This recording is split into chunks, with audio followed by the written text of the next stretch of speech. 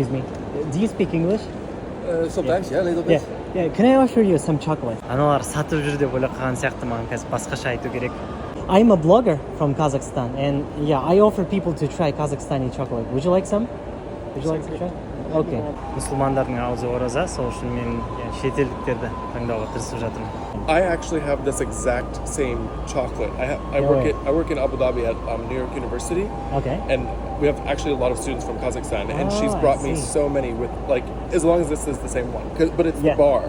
I'm from Pennsylvania in the U.S. Oh, awesome. Yeah. I'm from Almaty in Kazakhstan. I don't know if you know the cities. Yeah. No, actually, well, for Eid, I was actually planning to go to Kazakhstan, to either Almaty or Astana, but those plans are canceled, so I'm going to stay in the UAE. Thank you so much for sharing your insights. Sure. You sure you don't want to take chocolate? Yeah, I will definitely take chocolate, and incredibly good chocolate too, which I've told a lot of my friends about.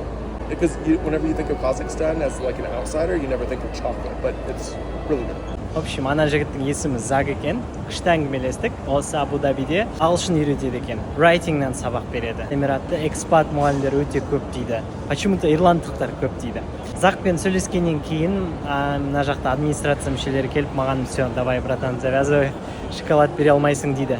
Олар осындай кастомерларды басқа адамдардың мазалағанын қаламайды, сол үшін оны да түсінуге болады. Вот, поэтому I'm done.